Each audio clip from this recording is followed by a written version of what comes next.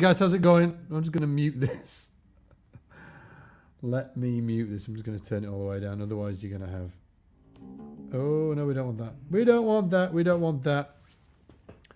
How's everybody doing? I'm looking at Philip Daniels, William Ross, Yamil. How are you guys doing? Let's see who's on the other chat as well. We've got 2 chats here. Hey, Robert. Hey, John. Hey, Adrian and Glenn. How's it going? Whereabouts in the world are you guys streaming in for? Let us know in the comments.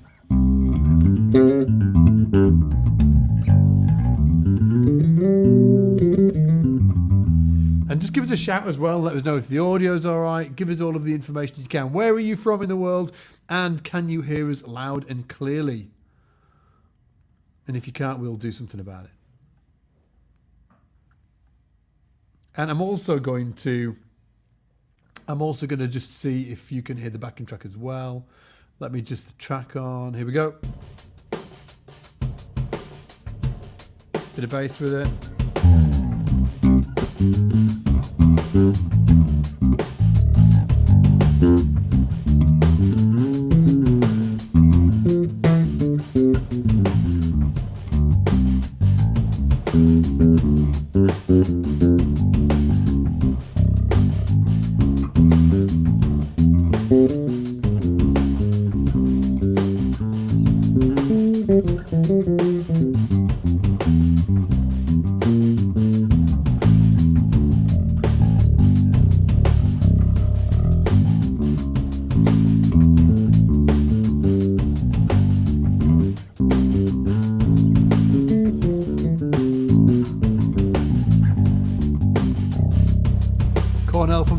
Thank you very much. Hey Mike Bat, hey Deb, hey John. Hey Jared Smith. Everybody's saying it's all good. Where are you guys from? We've got a lot of different people on here. Ellen from Pennsylvania, Marion from the Netherlands. Adrian saying bonjour from France. I'm not sure about my French accent. Bonjour. Glenn from South Wales. Got Arizona from John. Montfort, hey Montfort, out in Santa Monica. Andrew from Cincinnati. Amazing. Michael from Columbus. Hopefully everyone's having a wicked day today. And he's ready for some bass shenanigans. Let me just check over here as well.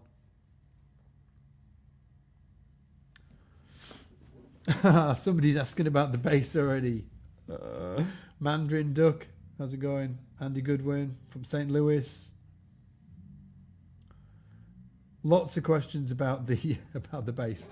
Okay, I'll tell you about the bass in 1 minute, but first of all, let's talk about what we're going to be doing today. We're going to be talking about the fretboard.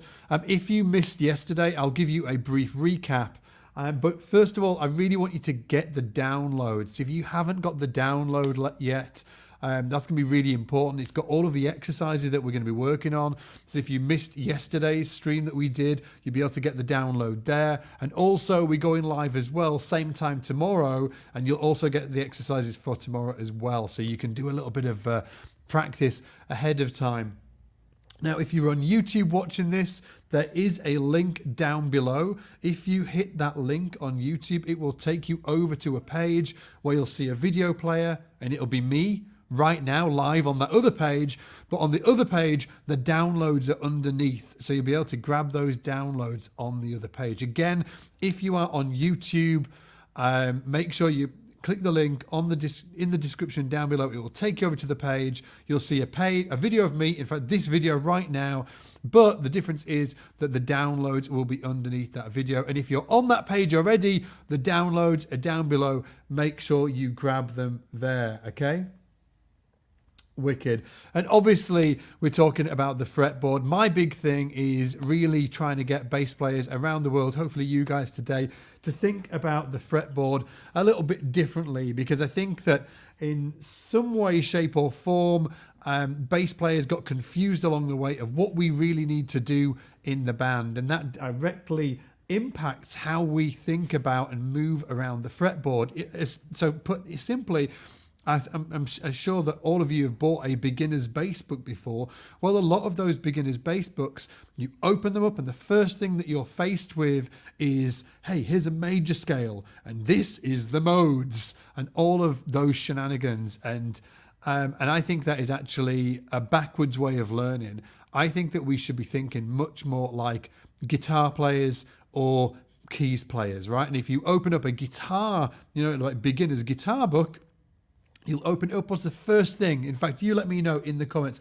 What is the first thing that you learn when you open a guitar book? Let me know in the comments. Let me see who's listening. Who's listening? Let me see there. I think there's like a 10-second delay on this, so I'll wait for you guys to catch up.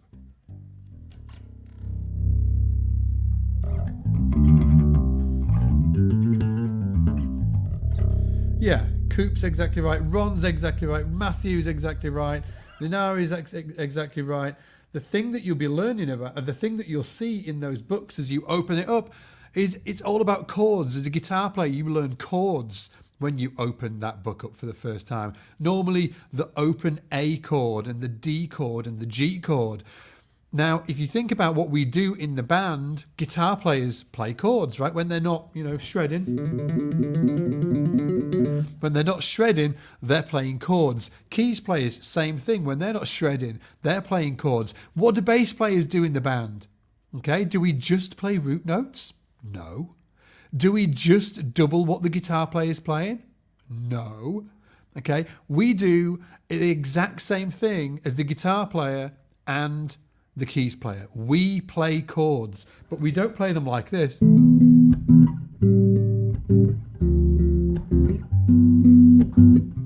We don't play them like that. We play them like this.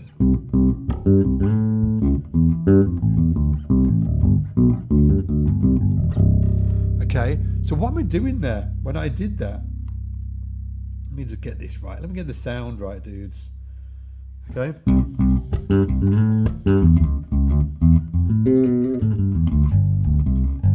What am I doing? What I'm doing is I'm outlining the chords, right? I'm outlining the chords.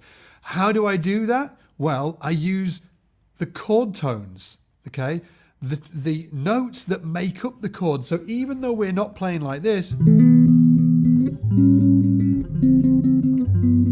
okay, even though we're not doing that, we're using the same notes, but we're just doing it in a linear way, one note at a time.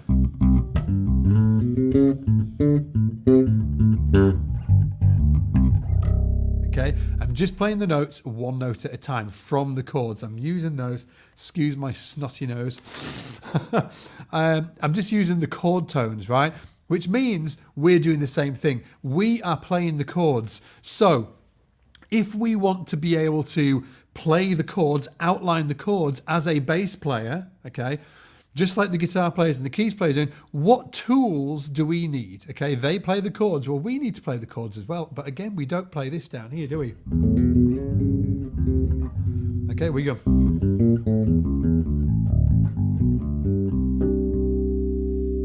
Okay, no, I'm not thinking scales. I'm not thinking modes. What I'm thinking is I'm thinking triads and arpeggios, which are the chords. Okay, they are the chords. If you've heard somebody saying a triad, a C major triad or C major arpeggio, what they're actually saying is a C major chord. It's just different terminology, okay? A C major chord up here sounds like this. If you play the notes one at a time, you just get a C major triad or a C major arpeggio.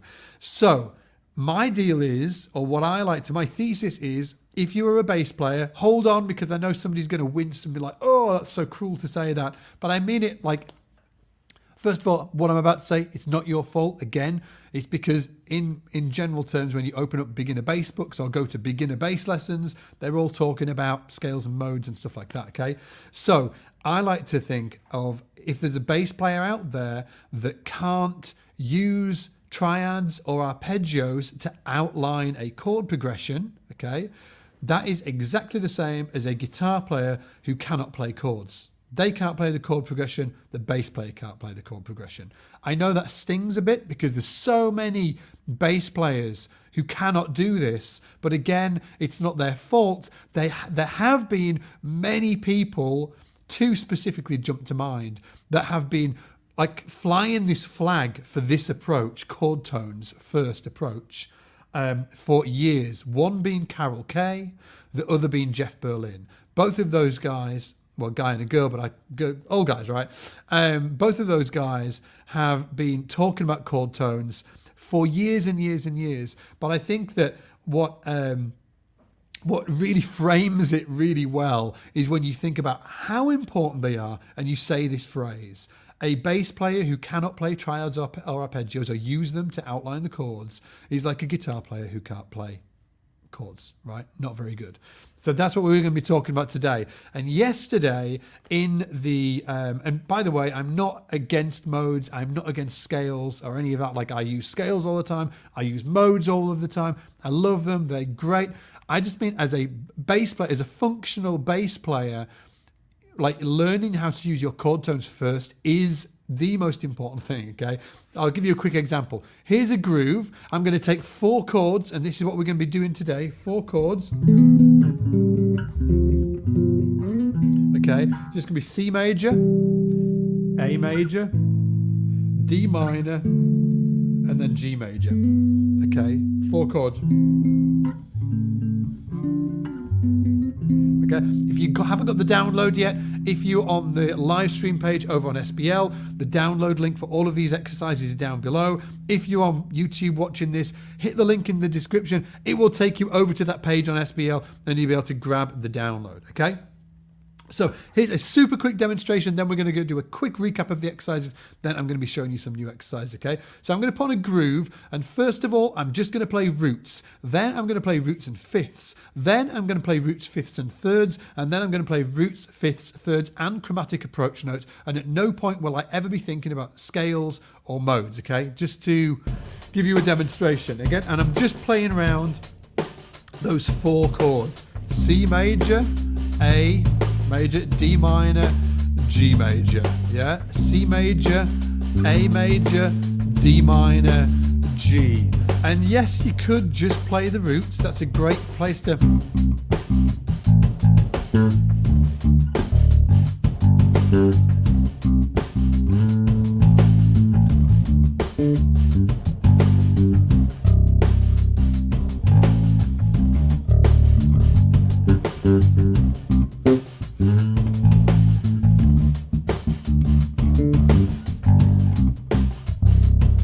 That was just around that 4-bar groove, that 4-chord groove, just using roots.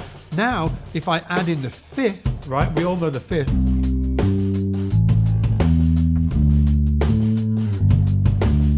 Just the 5th above each root, so C and the 5th, A and the 5th, D and the 5th of the chord, G and the 5th of the chord. Now I'm just going to do, again, I'm going to outline the 4 chords, C major, D minor, A major, and G major. I'm going to outline those 4 chords, and I'm just going to use roots and fifths. No modes, no scales. 2, 3, 4.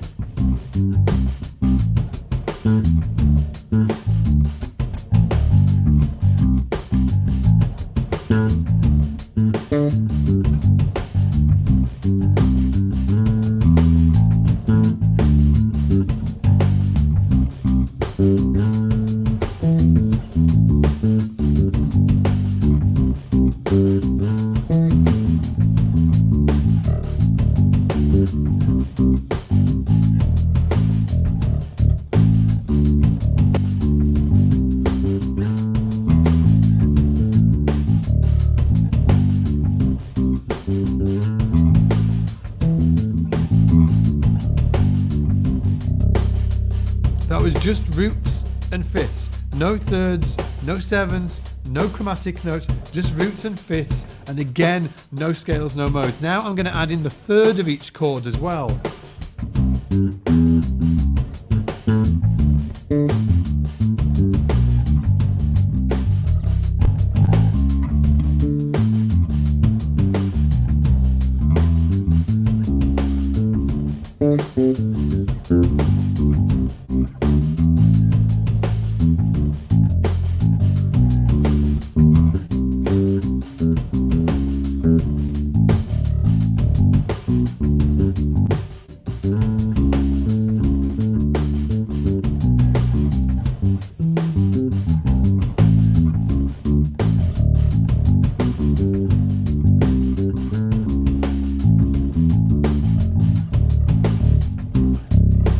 Okay, that was just roots, thirds, and fifths. If you're thinking this sounds like, whoa, stop being so complicated, Scott, I'm not doing, we're going to really get super simple with this in 1 second. I'm just trying to demonstrate the mileage you can get out of it. So if you're like, Scott, you're overplaying. Yes, I'm overplaying. I'm overplaying to demonstrate the mileage you can get out of just roots, thirds, and fifths. Now we're going to do roots, thirds, fifths, and chromatic passing tones, okay? It's going to sound like this.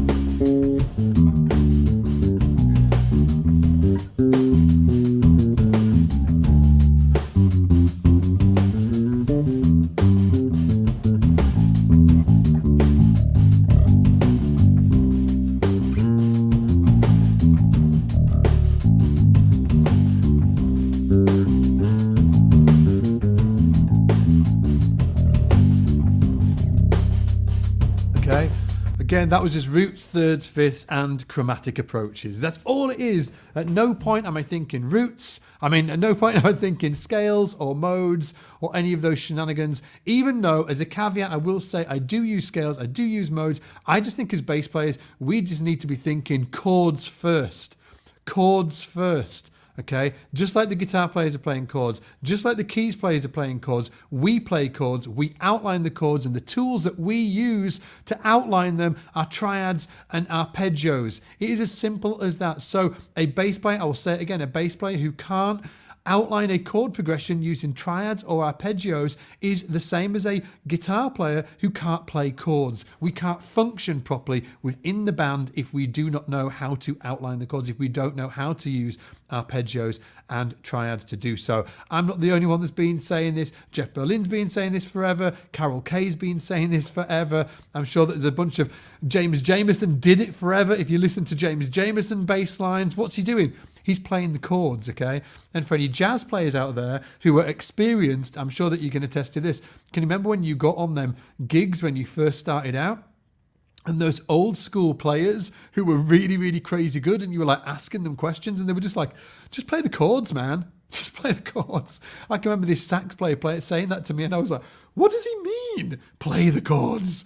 What does he mean? What he means is he's just using the notes from the chords, and then he is... or she is approaching them in different ways, but the notes of the chord are like the backbone of all of the ideas. Okay, now yesterday, and again, grab the download if you didn't already. If you're watching this on YouTube, down below you can hit that link. It will take you through to a page. You will see me on it. It will be this exact video as you see me right now with this yellow hat on. I've got an orange hat the same. I was just checking it was the same hat. You'll see that the download of all of the PDFs that we're working on is going to be beneath the video. So go check it out. If you're on YouTube, if you're watching us on SBL, it's down below anyway. Now, yesterday we took that chord sequence. Okay, we took the chord sequence that I just went through there, and I was showing you a real systematic way of learning how to stop just jumping to the roots, because we don't want to do that jump into the root thing all of the time. We don't want to, that's a crutch, right? We want to break free of that. And also what we want to do is start breaking up the neck into areas, because this is a big old beast, right? Woo! There's a lot of frets here to cover. So we need to reduce the amount of information we're working on down so we can learn that what's under our hand and then move up the neck. So I really like to map out frets 1 to 5. That is one area for me, okay? And that's what we're going to be working on. We worked on that yesterday. We're going to work on that today. I'm going to be trying to get you to really rethink the way that you play bass, specifically around this chord sequence in that area. Now, if I had longer with you, I would also do that in frets 5 to 9, okay? Same deal. And then frets 8 to 12. Make a note of this if you haven't already. It's really important, okay? You need to map out the different areas of your neck. frets 1 to 5, 5 to 9, 8 to 12, and then when you get up here, well, it repeats again, because what's down here is the same up here. Okay, it's the same. Once you get to that 12th fret, it just repeats again. So you really want to focus on learning this area of the neck. And what we were doing yesterday is I first started making sure that we knew the triads in this area of that chord sequence. So C for the exercise 1, it was C major. And then we played A major in this area. Do not break out of this 5 fret. Okay. Then we did D minor. And then G major. Okay, so just being able to play those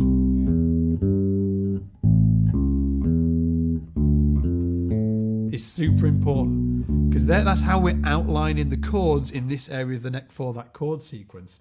Okay, we then challenged ourselves and thought to ourselves, okay, can we play all of the notes of that triad from the lowest note possible to the highest note possible and back again? Okay, you might be thinking, what the heck do you mean, Scott? Okay, well, just imagine I'm playing a 4-string bass. Forget about this 5th string, okay, for now. The lowest note of a C major triad on a 4-string bass will be the G. We're not playing open strings, by the way. Not that I've got anything against open strings. I love open strings. I'm all about open strings. But for these exercises, I want to concentrate on fretting the notes, okay? So the lowest fretted note is going to be G for the C major triad. So we're going to play from the lowest note possible to the highest in that 5 fret zone and then back again. It's going to sound like this.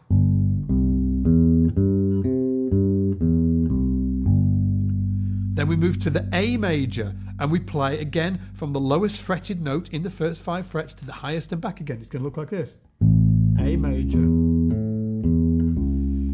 Notice how by learning it like this, we are able to access all of the information under our hands. It's all there right under our hands, instead of this jumping around stuff that everybody does. I mean, everything, whatever chord progression you have, all of the information is right underneath your hands every single time.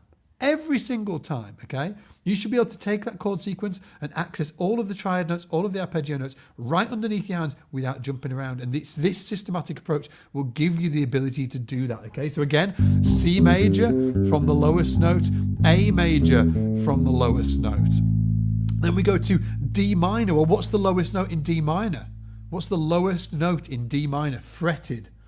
Somebody hit me in the comments and let me know. Brian's saying that bass sounds cool. Let me know in the comments, what's the lowest note of D minor? Yes, F. Okay, so F is the lowest note in D minor. We're going to play all of the notes of the F, the D minor triad. Remember, grab that download if you haven't already. The link is down below. And then G major. These are the exercises that we went through yesterday, okay? Making sure that we had the information under our hands, all within this area. Then we reversed that exercise and we did it from the highest note in the first 5 frets around each of the chords to the lowest and back again. Again, just imagine this is a 4-string bass, okay? So we're going to go from the highest note of C within the first 5 frets to the lowest and back again. Then the same with A major. Then the same with D minor. And then the same with G major.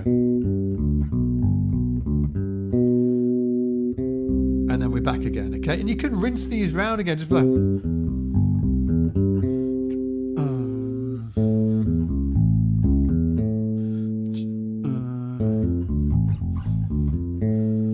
add a bit of a beat to it.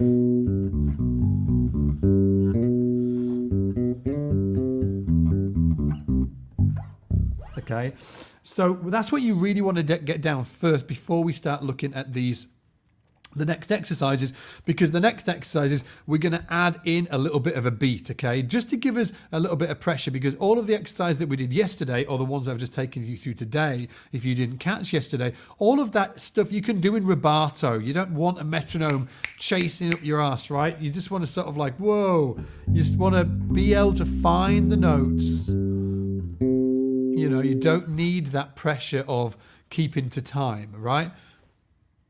Yeah, and Jamie's saying, and not using any open strings. No, you don't want to use any open strings. I love using open strings. I'm all for the open strings. Jameson was all for the open strings. But for these specific exercises, no, because what we want to do is after we've done that here, we want to do it here.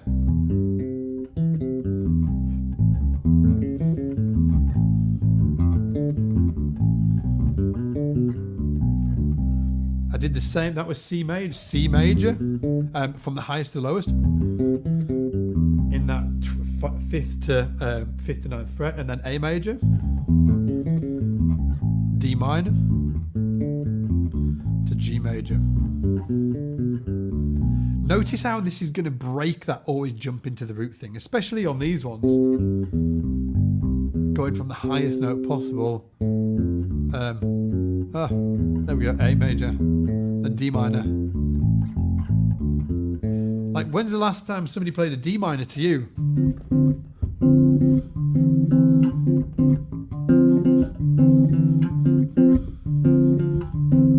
And you went down to the low F start.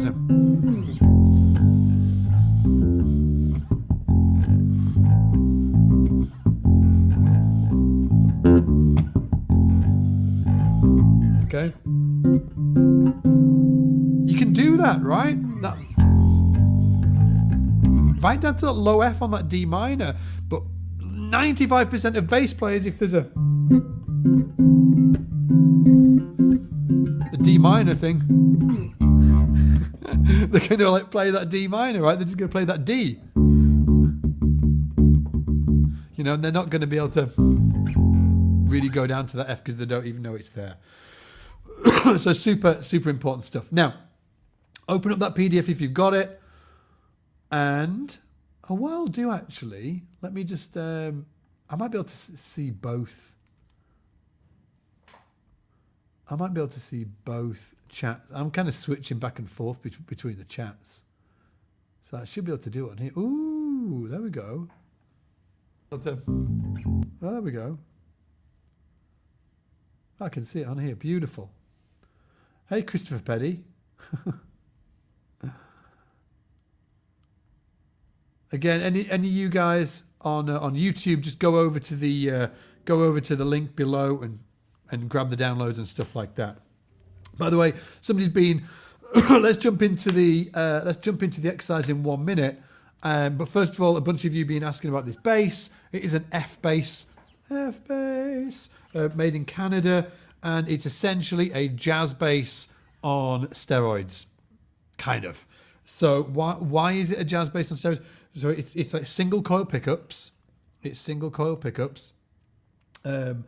It's an ash body, kind of like the heavy 70s jazz bass bodies. So ash body, single coil pickups, I think in jazz bass spacing.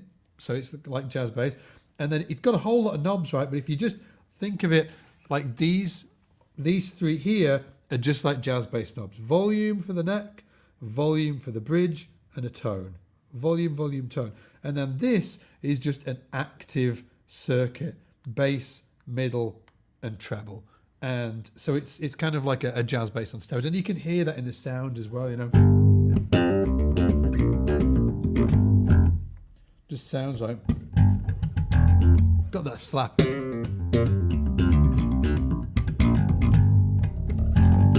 That thing going on.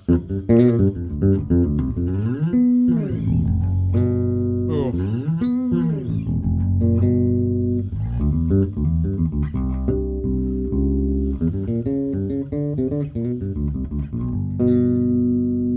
It's got the vibe going on, right? Got that jazz bass vibe.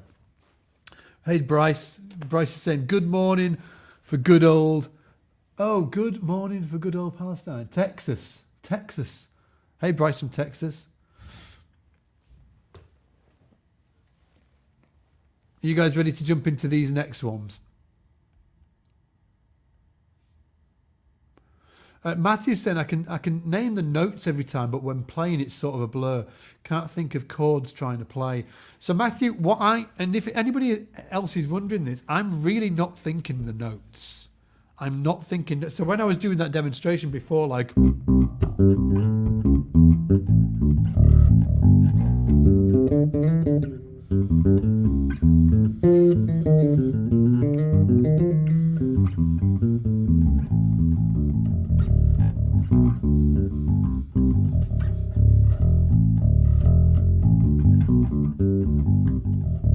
Okay, I'm not thinking notes when I'm doing that. What I'm thinking is, I'm thinking about chord. I'm thinking about root notes. Sometimes I'm not hitting the root note, but I'm thinking, what is the chord? Okay, so like C, I'm thinking, okay, it's a C major, so I'm thinking C, and then I just think about the shape.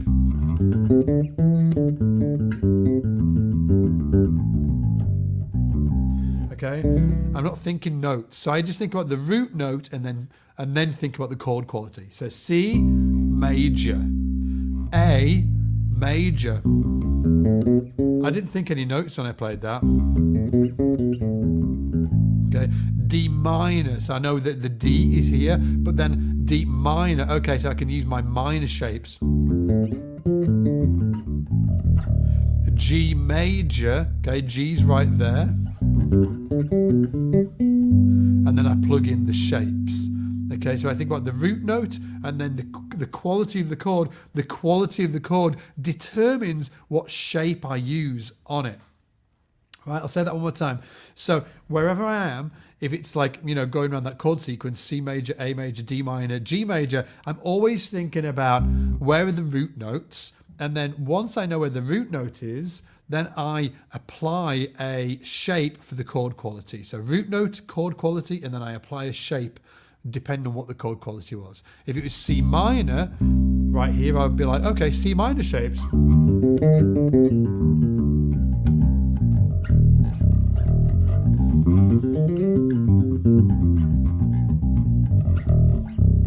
Okay, and I know where all my C's are. Knowing where all your root notes are is really important. So I'm not saying that I don't think knowing the notes of the fretboard is important. It's really important, but I'm not thinking about them all the time. Okay, I need to be able to know where the root notes are, but then I need to apply those shapes as well. So that's how I do it. Hey, Sturrock, how's it going, dude? Great to see you as well, man. Tom saying, I missed yesterday's session, unfortunately. Where's the download? It's underneath the video, dude. Hit that. Hit the thing underneath and you'll find it there, the link. Brian's saying, so we always need to find out every chord's note, every chord's root note. Every chord's root note. So what's the root note of the chord? What's the quality of the chord? And then plug in a pattern based on that. So let me put my hand anyway. So, I don't know. Right here, right? Alan, pick a note between... Alan's behind the camera, by the way. He's not just like I'm not talking to anybody in the comments. Alan, pick a note between A and G. Yeah. Alan's going with A. Okay, so my hand's right here. And is it a major or a minor? Is it an A major or an A minor? Yeah, just pick one. It's a minor. Okay, so my hand's here. Alan said it's an A. So I'm looking here and I know that there's an A right there. Yeah, and there's an A right here. So there's my root notes. There's my hand. And he said minor. So now I know, okay, minor.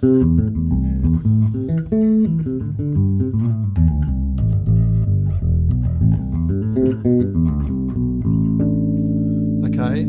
So that's kind of what happens in my mind. It's if somebody says A minor, first thing that happens is I'm like, where's the roots? Okay, where are the roots? But if my hand was here, I'd be where's the roots underneath my hand? And then it's like, what's the chord quality? If it's A minor.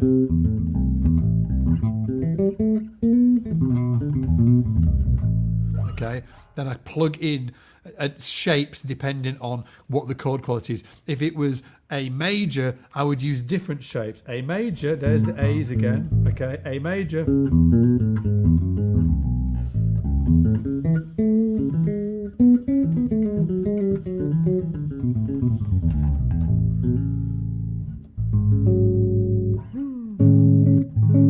Okay, that's when I use the A majors.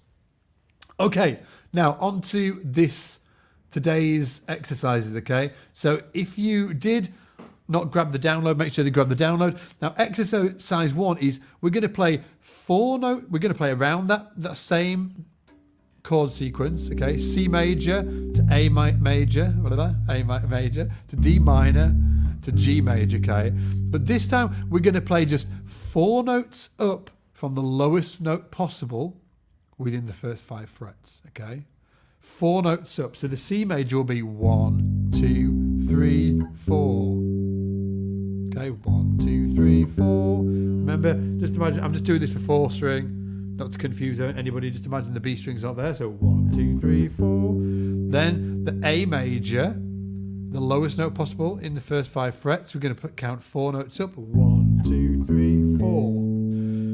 And the D minor, lowest note possible. We all know what it is now. It's actually the F. We're going to play, and the D minor is right there. Okay. Oh, there we go. We're going to play that low F. We're going to go 1, 2, 3, 4. And then the G major is 1, 2, 3, 4. But we're going to do it with the backing track, just to give ourselves a little bit more groove this time, okay? So if you want to grab this backing track, just if you're on a smartphone, Android, Apple, whatever, all you need to do is go to the App Store or the Android Store. I don't know how Android work. Anyway, go to the App Store or similar on your phone and write SBL Groove Trainer in. Download that. It's totally free. No hidden upsells or anything like that. It's just a really fantastic drum machine, drum looper, and it's also got we've gone to these legendary drummers and actually had them create drum tracks for us. We've uploaded that into the app as well. So this is one of them. This is once you've got the drum groove, the app, go to Star Loops inside, and this is the first one. It's by Nate Smith. It's Nate Wood, and it sounds like this. Okay, so remember, it's like, so we're going to go.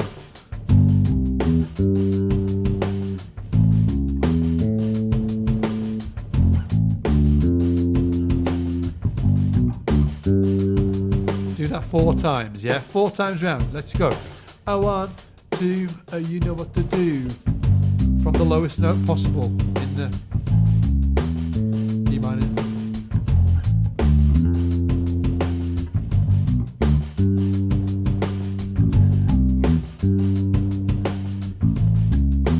It can sometimes really help as well if you say the chords as you're playing them. 2 more times, it'd be like this. C major, A major, D minor, G major, C major last time, A major, D minor, G major, and then C. Okay, now once you've done that, the next exercise is I want you to reverse that and play 4 notes down from the highest note possible within the first 5 frets. All fretted notes, right? And again, this is to stop us always jumping to the root note. We're going to go.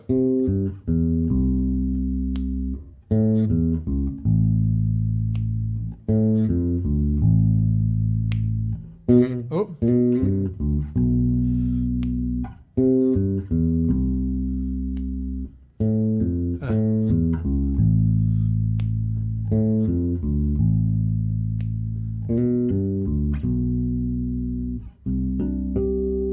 Okay, it's going to sound like this. 2, 3, 4. C major, A major, D minor, G major. Let's do 3 more times. D minor, G major, C major, A major, D minor, G major. One last time.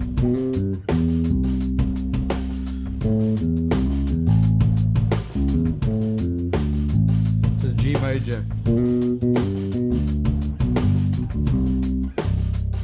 Okay, so once you've got those are the first 2 exercises. First 4 notes up from the lowest note possible in the first 5 frets. 4 notes up. Bo-do-da-da.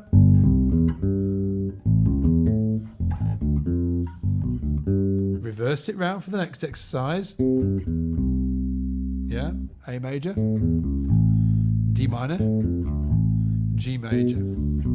Yeah, Then for the next exercise, we're gonna do both, okay? So that for the C major, we're gonna go from the four notes from the lowest.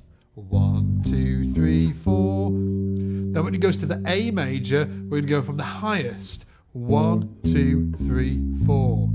With the D minor, we're gonna go from the lowest. 1, 2, 3, 4. And from the G major, we're gonna go from the highest. 1, 2, 3, 4. By the highest, I mean the highest note within the first 5 frets available. Is that clear to everybody? Again, this next exercise, we're going to rotate. The C major, we're going to go from the lowest note possible within the first 5 frets to the high, and up 4 notes. Then for the A major, we're going to go from the highest note available in the first 5 frets and go down 4. 1, 2, 3, 4. And then go down that. From the D minor from the lowest, 1, 2, 3, 4. G major from the highest, 1, 2, 3, 4. It's going to sound like this. And really, again, just to solidify why we're doing this, it's to stop us thinking about how we think. Right? As bass players, we need to change the way we think. And if this is kind of hard for you guys, actually doing this, it's because I'm trying to break the way you think a little bit about playing these notes and getting you to think more like a guitar player, more like a chordal player, but we're doing it in a linear fashion. And if we want to do that, we need all of this available under our hands. So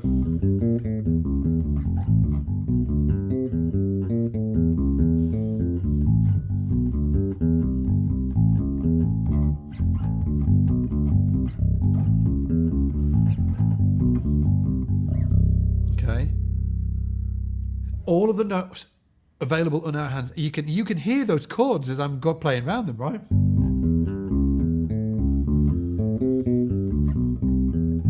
Ah.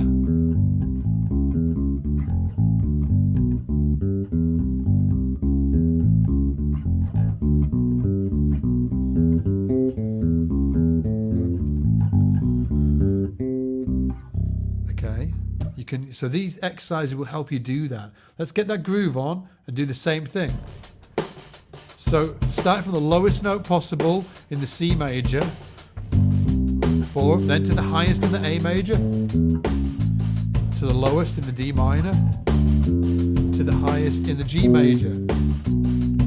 And again.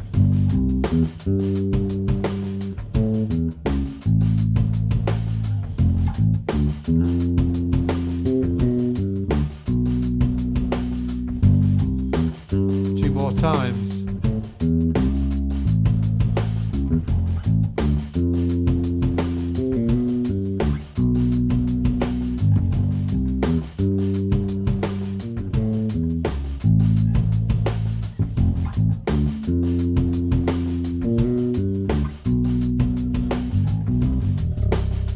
Okay.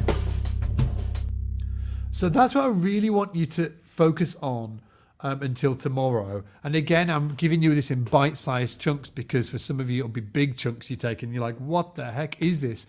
But I have got one more question. Not one more question. I've got one more exercise, but with a caveat of if you cannot do the ones that I've been showing you, you should really focus on those. Again, we've only gone over like 2 or 3 exercises yesterday, 3 or 4, 3 today. Okay.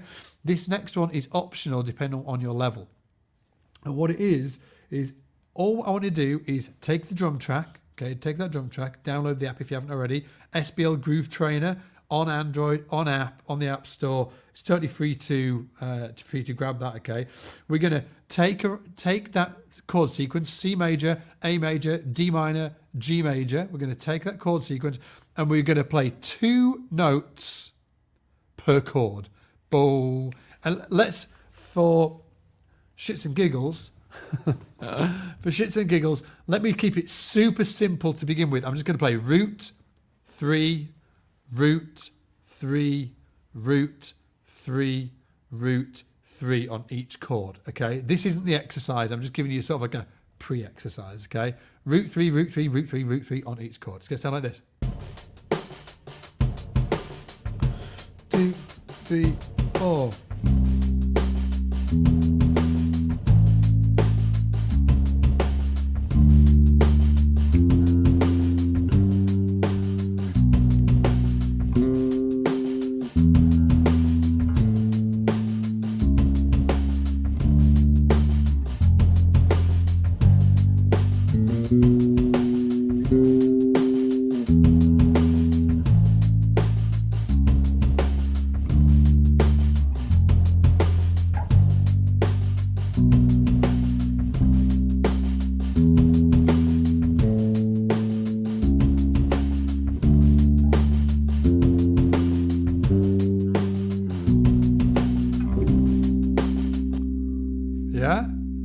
root 3, root 3 on each chord, okay? One more to throw at you just for fun. This isn't on the PDF, but let's see if we can swap that around. What about 3 root 3 root 3 root 3 root on each chord? Let's do it. 2, 3, 4.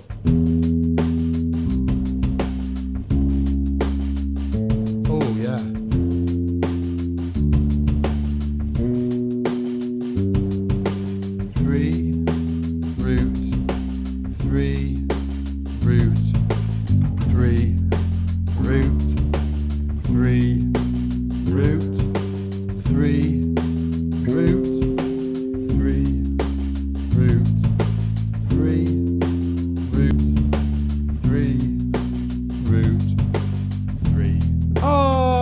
An open string and it was so good, but let's not use them for this exercise anyway.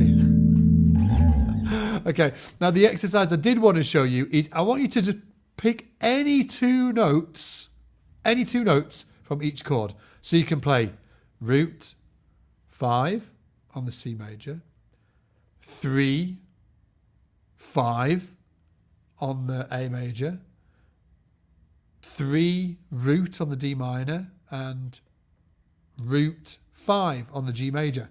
Check it out though. You've got to improvise it. You've got to improvise it. Okay? That's the aim anyway. Here we go. Let's get started.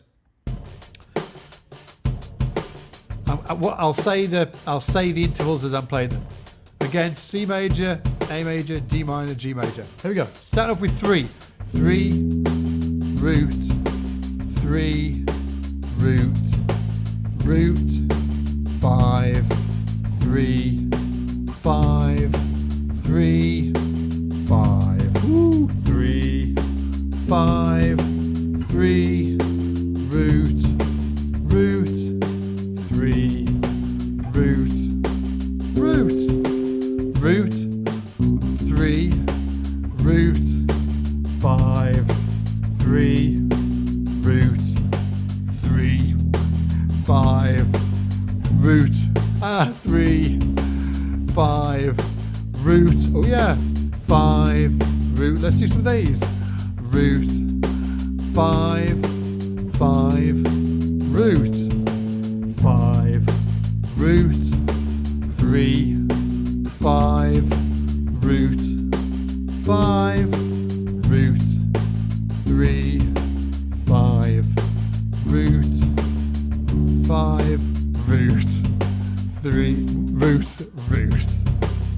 Okay, it's a cool exercise. Just just finding if you can, and you don't need to say it. You don't need to see it. Say it as you play it. You can if you want. And if you're really galloping ahead, let me give you 2 more exercises. First of all, you can double it up so it's twice as fast. 2, 3, 4.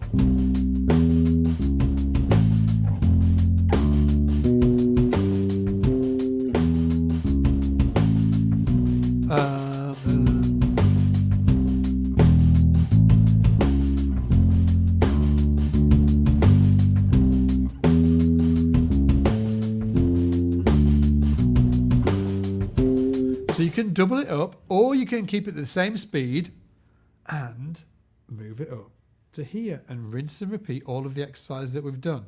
Okay.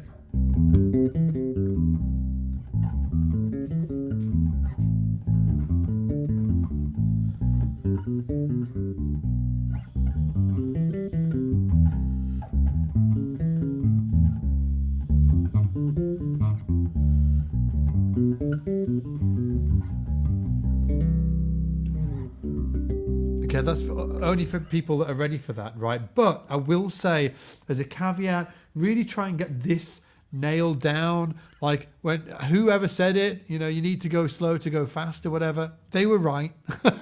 You need to go slow to go fast. You need to get all of this sort of like foundational work on the fretboard done first, because what you're doing here is changing the way you think.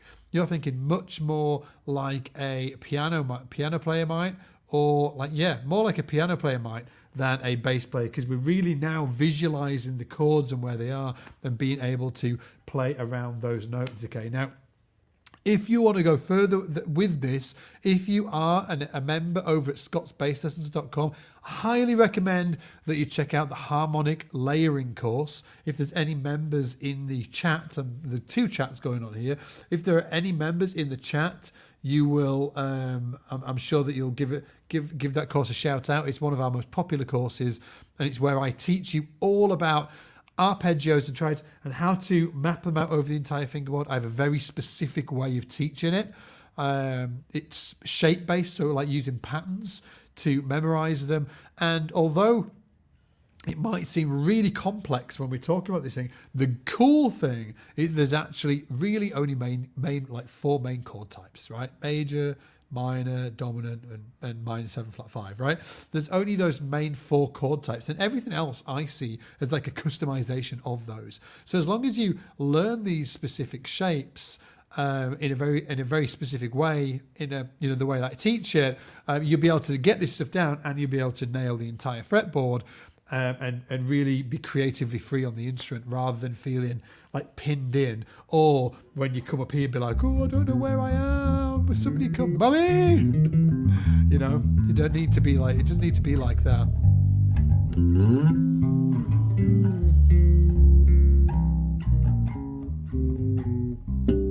Okay. Oh, and you can grab a 14-day free trial, obviously, at Scott's Bass Lessons, if you didn't know that already. So definitely do that. Let me just grab this. There we go. Oh, cheers, dude. Somebody's asking about the PDF. The PDF, if you are on YouTube, all you need to do is hit the link in the description. It will take you over to another page where you'll see me. In fact, I'll be there right now on that other page, and right underneath that video there is a download link for all the exercises that we've been going through today, and all of the exercises that we went through yesterday, and all of the exercises that we'll go through tomorrow as well. Somebody's actually just hitting people up in the chat as well down here. A couple of questions coming in. Cheers, Dom. Thanks a lot, mate.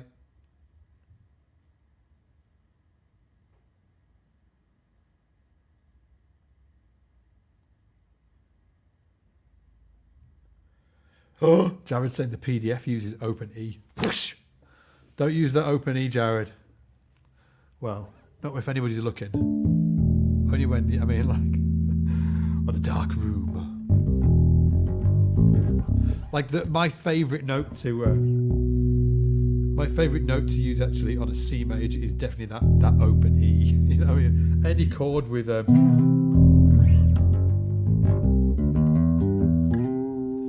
just so good, isn't it?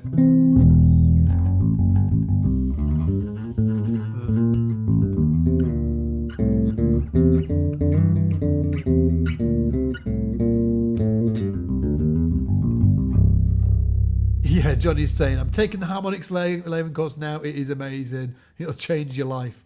SBL is more than worth the money. Absolutely is, dude. Well, I would say that, but it is. So definitely, if you are a member, check out that harmonic layering course. You can grab a 14-day free trial anyway. So worst case scenario, you could sign up. You could just learn for 14 days and then cancel. But I will say, I bet you if you join, you won't cancel, because we'll rock your world. And you'll be like, holy caca-poo-poo. SBL, where were you all my life while I was searching around YouTube, ratching around, going down YouTube rabbit holes all the time. Keith Barnaby, hey dude. Keith is saying, hey mate, can you use your pinky, Scott? Any suggestions for coordinating it better? Yes, oh, use your pinky. Keith, I use my pinky so much. Okay, so here's the thing with the pinky, right? You've got to use it. You've got to use your pinky. It's like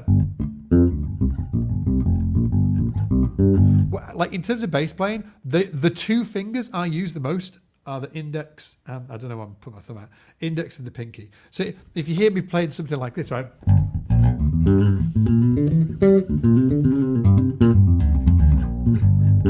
All of that stuff that I just played there, I only use 2 fingers on that hand. Let me play it slowly or something like it anyway. I actually went like that, but no.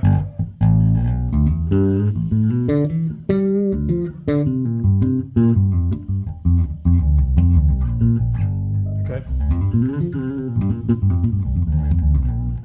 That's all index and ring and index and pinky, right?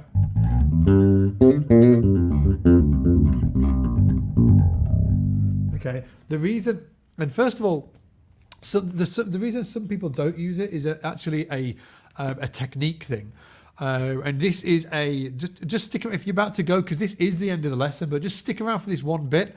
And because even if you're a bass teacher watching this, you might have students that are doing this by accident and not have spotted it, because it's really, really common, and it can totally screw people over for the rest of their bass lives if they don't get out this habit, okay? One of the main reasons for not using your pinky is actually a positioning problem. Okay, it's a positioning problem, and it's to do with the bass, not the hand. Okay, so you see that I'm sitting with my body flat to you. Okay, flat to you, and if I sit like this, nothing looks wrong, does it? All right, the bass is flat to my body. Okay, but I don't play it like that. This is completely unnatural, and you shouldn't sit like this. If you're sitting with your bass flat to the body, watch what happens as I come up here. Well, first of all, I can barely open my hand. I can barely open my fingers. I'm really trying to stretch. So using my pinky is probably out of the way. So what I'm probably going to do with this hand is do this.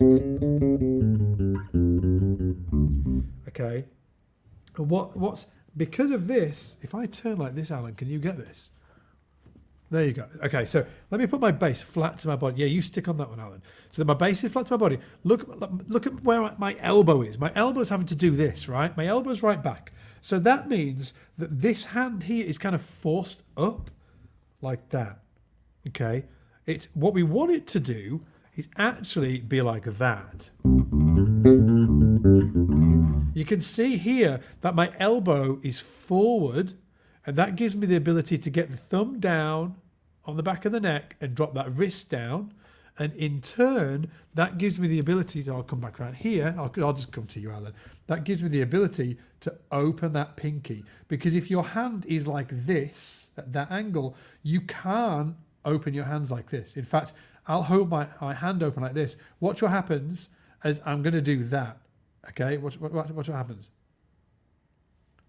As I do that, I cannot open my fingers, but if I drop the wrist down, then I can open the fingers wide. So the reason so many people are stuck and can't, they're like, oh, I can't open my hands on the fretboard. I'm like, really? You can't do this? Alan, hold your hand up. Can you do this? Yeah, right?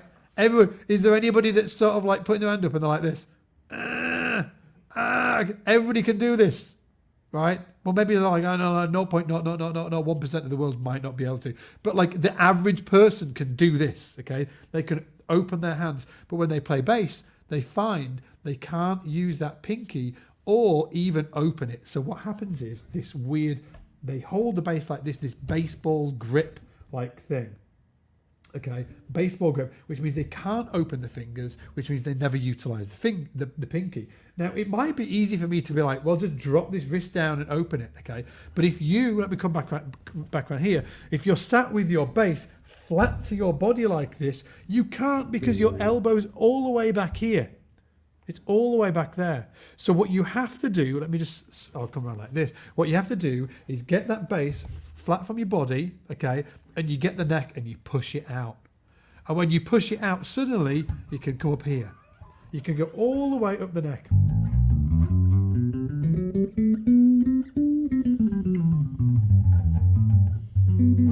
Okay, there's nothing getting in the way. Let me try and play the same thing with the bass flat to the body. Well, no, I can't get any further up the neck because my body's in the way. And I can't open my fingers. And then, can you see how that's what happens? And all I'm doing to make that happen is sitting with my bass flat to my body. And you might think, but Scott, every lesson you've ever done in your life, the bass has been flat to the screen, but my body hasn't been. Check this out. If I'm teaching a lesson, I'll teach you like this. Okay. Oh. Okay. My chest is pointed over there. Even though it looks like I'm like this, I'm actually, my chest is here. And that is because, this is me flat to the camera now. So my body is actually, is that one there? So if my base is flat to the camera, my body is flat to the camera. If I keep my body flat now, that's where my base is. Like that.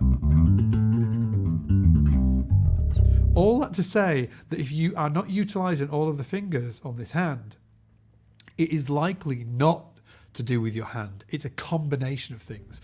Number one thing to check is the positioning of your bass. If you're sat with it flat to your body, do not do that. Push the bass out. If you've got a strap on, you will have the bass at a slight angle. You won't have it like this. If you've got it like this, ask yourself, can I play up the top of the neck? Of course you can't, because your damn well bloody body's in the way, right? You cannot get out your body. And your hand's going to be cramped up like this. Your elbow's going to be right back like that. It's going to be a mess. So sit there, push that bass out. So your bass at a 45-degree angle. Then you're going to be able to get all the way to the top of the neck. And you're going to be able to start thinking about utilizing this pinky, okay? Using the little finger. Now, once you've got that down, to your question, okay? To your question,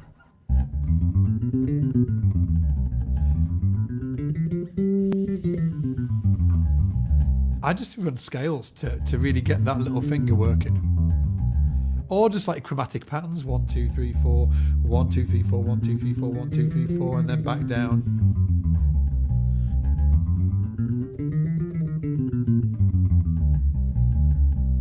Okay, 2 more questions I've seen. And somebody's been mentioning it. You can sit like this as well. This is another way that people sit. But again, you're not going to be doing it flat to your body, because if you do it flat to your body, let's go from this side view here. This arm is going to be way back. It's a nightmare. So even if you've got that sitting position, I'm not sure what camera. Even if I've got that sitting position on like that, I'm going to be doing it. That bass is going to be an angle.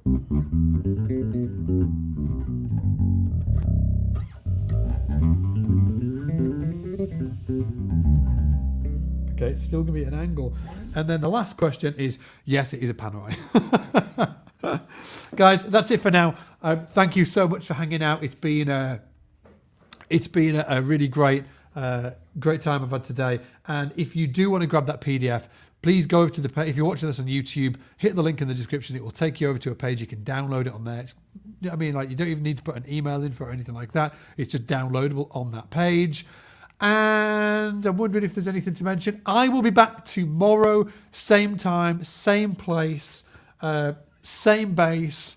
And I'm going to be talking about how to really start, once you've got this stuff down, really start maximizing, like making it sound a lot fancier without doing any brain gymnastics. There's a couple of cool tricks to do that. And I'll also be talking about how to map this across the fretboard, getting more into that frets 1 to 5, 5 to 9, 8 to 12, and repeating some exercises in those areas as well. Okay, so it'd be great if you could come and hang out.